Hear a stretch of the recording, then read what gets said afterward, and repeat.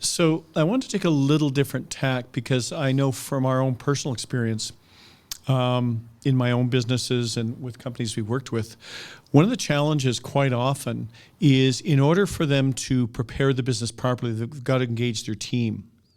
So when we talk exit plan or you talk exit plan, I'm curious because in my experience, there's two plans.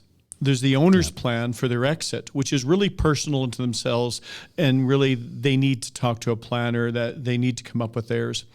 But then to engage their team, I've found we have to come up with a very different plan, one that doesn't speak to exiting the business, one that speaks to growing the business to its greatest potential. Because that's what gets people excited, because that gives them a vision and a future and something to kind of work towards that says, okay, things are going to change, but we're doing this to build something exciting that I'm going to be playing a key role in, which is a very different discussion and plan with your people versus your exit plan. So I'm curious kind of your experience and some of your perspectives on that. Okay, I think, business owners, this is a bit of a, it's a storytelling, and it's, telling the story in the right way. And a lot of business owners are afraid to talk to their employees about a sale and an exit. And it was interesting when I took my CEPA designation, they made a really good point. They said, if your hair is going gray and you're getting up there in years, they know something's happening. And if you don't talk to them, they're going to wonder even more so what's going on when you retire. You haven't done any exit planning. You haven't done any, you're still involved in the company, every day. Who's going to take over this business when you want to retire? And they know what's going to happen at some point.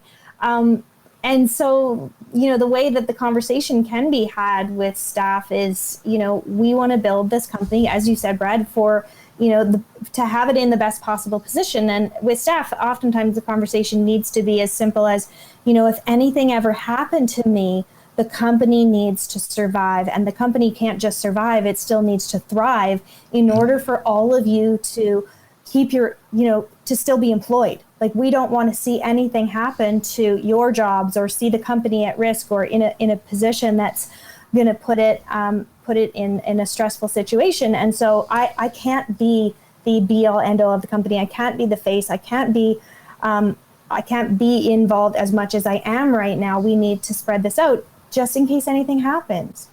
So that's one way that, the conversation can be had.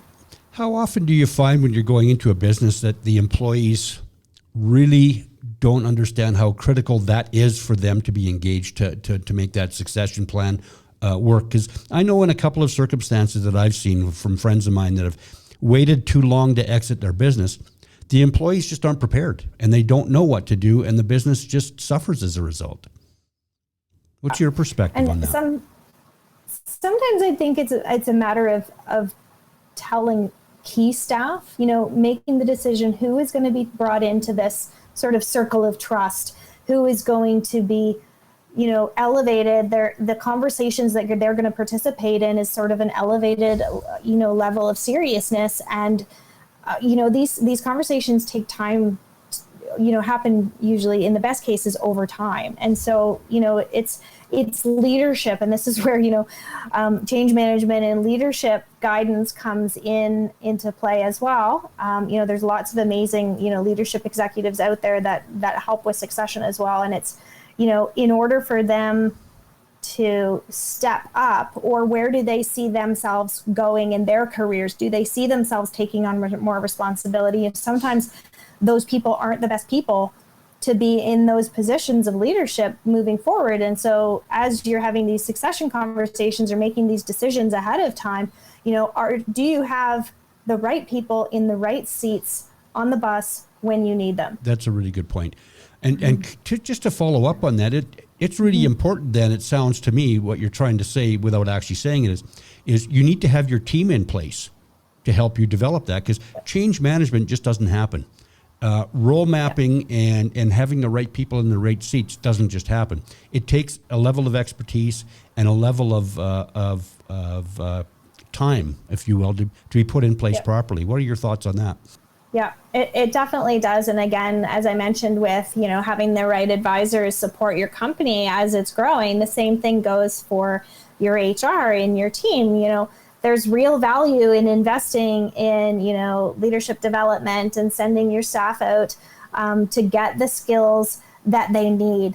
I was listening to a podcast recently. Dr. Laura Hambley is located in Calgary, and she has a couple of career counseling and leadership development programs in place. And she was saying, these people who become management are not always people leaders, and there almost should be like a designation for leadership when people reach this level that they should go and get a designation for it. Oftentimes people come up the ranks and it's just, organic, and they got there and now they're a manager, but they have no formal training in it. They just got there through experience and through climbing the ladder. And so it really pays to invest in your people and make sure that as they're advancing in the company, that you are supporting them with the necessary training they need for them to have the roles that you need them to play when you leave. So again, like the right people in the right seats, but also, making sure that these people have to care about your succession plan, because it's the future that they play in your company, and it really does impact them. So it's, making sure that they really understand, the extent and their role within this greater, bigger picture and this bigger strategic plan. Yeah, it's not only setting the company up for success in the transition, but setting the people up for success as well.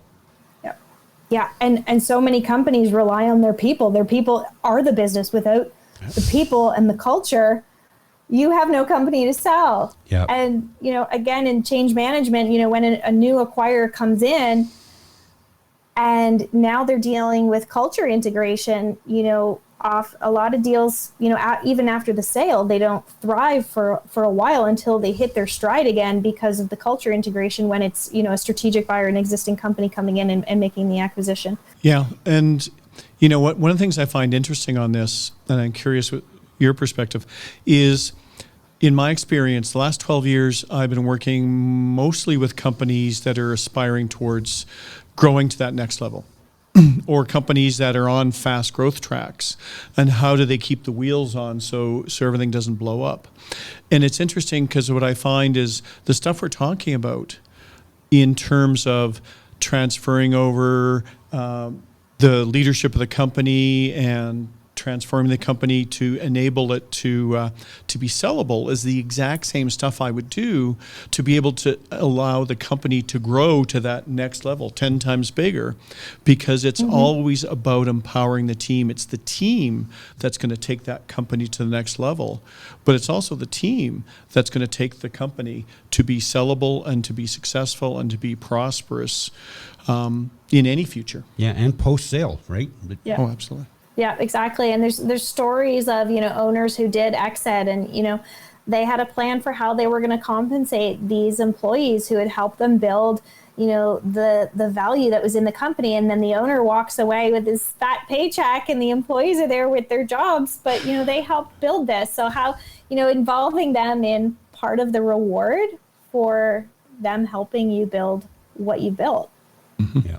Absolutely. Yeah, there's lots of different ways that we've seen that being structured, and that's a topic for a different day. But it's definitely something that needs to be considered when you're preparing for that transaction.